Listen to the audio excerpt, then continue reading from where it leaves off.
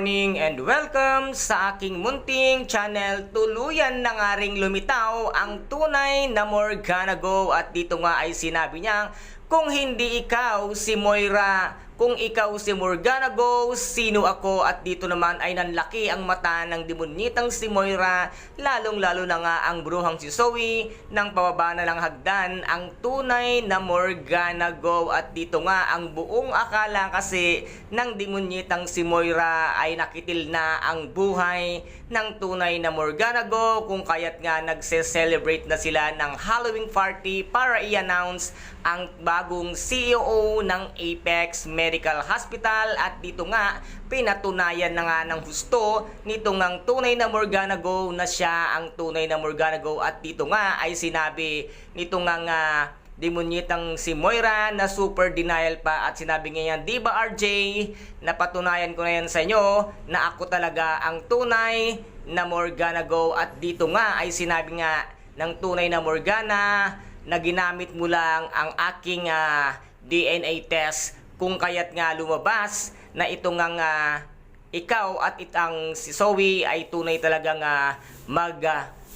pamangkin, kung kaya't dito naman ay hindi na halos nakibo at walang kakibo-kibo itong ang bruhang si Zoe at pinagpipilitan pa nga rin ng demonyitang si Moira na peke nga daw ang tunay na Morgana, na huling-huli na kayo, hindi ka pa rin talaga makaamin-amin sa mga kasalanan at panlulokong ginagawa mo, kung kaya't ngayon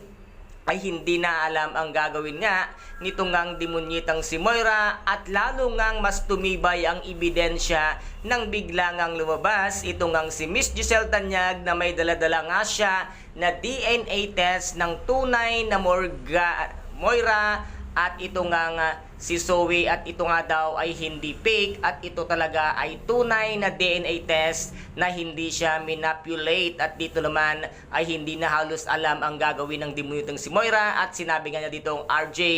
pigilan mo ang iyong kapatid dahil nakakahiya na. At sagot naman ni Doc RJ Tanyag, ikaw ang mahiya dahil sa kasinungalingan mo at panluloko mo sa lahat ng tao. At dito nga ay may isa pang ebidensyang inilabas itong si Miss Giselle Tanyag, ang doktor na siyang nag-retoke nga dito nga sa demonyitang si Moira, at ito ay napanood nga nila at narinig nila ang salaysay ng dating isang doktor na pinagpanggap pa nga na siya ang ama ng dinadala ng bruhang si Zoe nung ito ay naiipit at ayaw nga nila kay Dax. At dito nga ay isinalaysay na ng doktor ang katotohanan na siya ang nagpeki sa kanang ilong para magmukha nga itong Chinese hanggang sa kanyang mata. At dito ay lalong hindi nakibo ang demonyitang si Moira at pilit niya pang sinasabi na hindi iyan doktor, pero eto na ang katotohanan, kung kaya't nga dito ay tinawag na ng pulis itong